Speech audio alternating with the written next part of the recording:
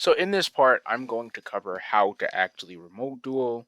So I'll just walk you through things that you need to know for a turn-by-turn step, and then talk about before the duel and after the duel. So again, going off of the first video, you should have your materials visible. When you're dueling, you're going to want to set up a field center. This can be anything, really. If you don't have a card, a lot of players either use one of the dedicated Yu-Gi-Oh field centers, or they'll use a trading card from another card game, or something like that. If you don't have one of those, maybe I would say in a pinch, you could use an empty sleeve or an upside down sleeve of a card that's a completely different color from the sleeves in your extra or main deck, or something like that, but just something to signify that this is where the center of the field is. So you want to set your field center down, and before the duel starts, you're going to be shuffling your deck. Keeping with the theme of keeping everything on camera, you're going to want to shuffle your deck to where your opponent can see you doing it.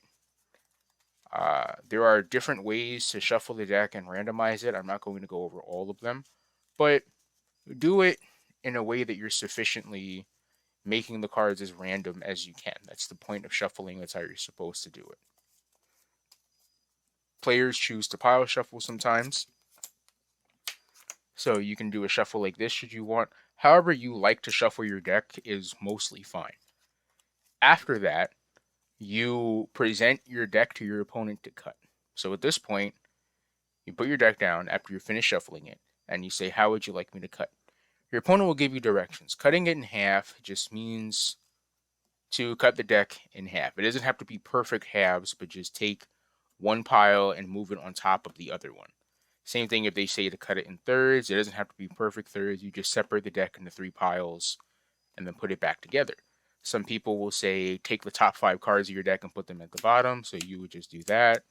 But after both players have shuffled and both players have presented their decks to be cut by the opponent, and it's done, you put your deck over in the deck zone where it belongs, and you decide who goes first by rolling dice. If you don't have dice, that's okay. You can ask your opponent to roll for you. How I like to do that is if I don't have dice, I ask my opponent if they prefer an even or odd number, and then they roll the dice. That way, it doesn't matter if they roll like a 9 for them and a 3 for me. If I chose odd numbers, then I choose who goes first, so on and so forth. But you roll the dice, and whoever gets the larger number chooses who goes first. So let's say we're going first for the sake of the argument here. We're going to draw our 5 cards. So again, you want to make sure that your opponent can see that you have cards in your hand, but not what they are.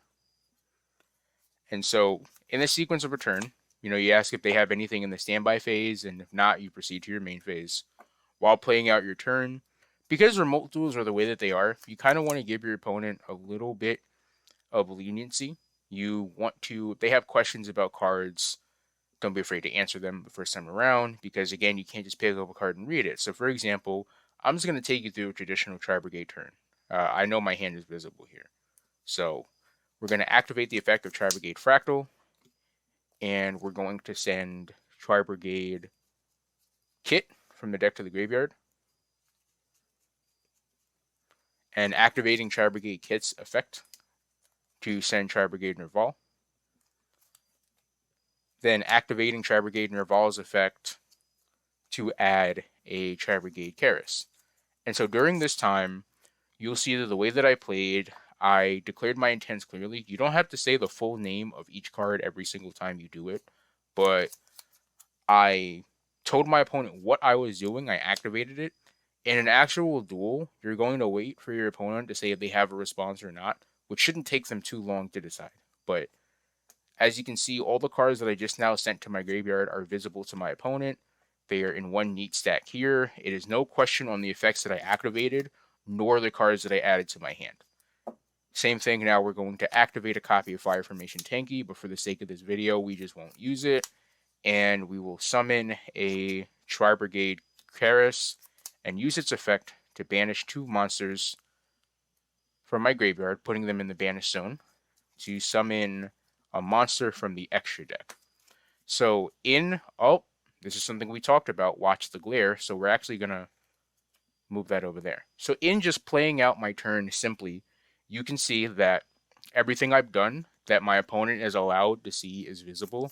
Again, they can tell that I have cards in my hand, and they can tell what cards I've put on the field. So that is important. The thing is, transparency is key. You create suspicion when your opponent cannot see what you're doing. Of course, it doesn't mean just flip over your hand and show them, but as long as your hand is not somewhere off screen, they know that you're not manipulating the cards in your hand in an illegal way. So that's the course of that. And then whenever your turn is over, or whenever whatever happens, if you have nothing, you go through the phases. So this is turn one, we go to the end phase and then end our turn and pass it to the opponent. And that's the same thing. So just wanted to walk you through the steps of a turn in a remote duel. And in the next video, I will show off certain advanced play techniques.